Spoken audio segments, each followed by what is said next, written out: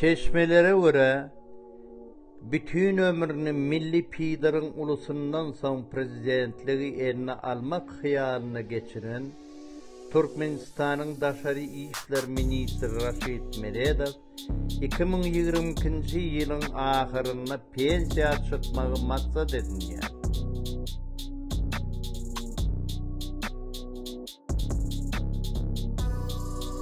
Sancar vakası boyunca 2002 yılda Bari Şeyh Murad'ın toparına karşı linç cellatlığına, toslama cenayet ayıplamalarına, esası korumaçılarından biri bolun Raşid Meredov häzirki wagtda ministrin ornmasary Wefa Hacıyew bilen bilelikde owan neşe gaçakçylygyna we yarag iýermegine gödäwçilik edýär.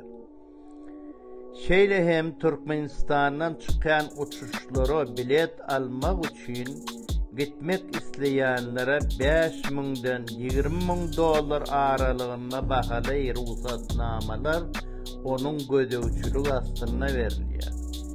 Raşid Meredov eýýän maşhara agzalary üçin Türkiýede we Nitsa şäherinde Lazur kenaryna villalary, Germaniýada we Abaşanyň Florida ştatyna jaýlary satyn alyp goýdy we garrylygyny balgyny batyp ýaşamak üçin millionlarça dollary ýygnamagy başardy.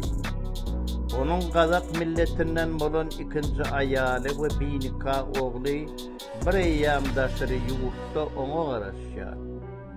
Çağalar bilen resmi aýaly hem durmuşdan närdäçiliklary ýok.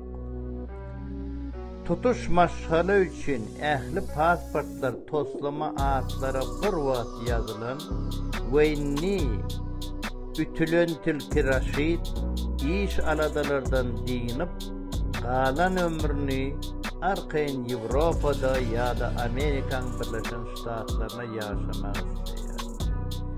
Görämäge durmuşda hemme maksatlaryna ýeten ýaly görünýär. Emma prezident wezifesini almak baradaky arzuwlar puş çykdy.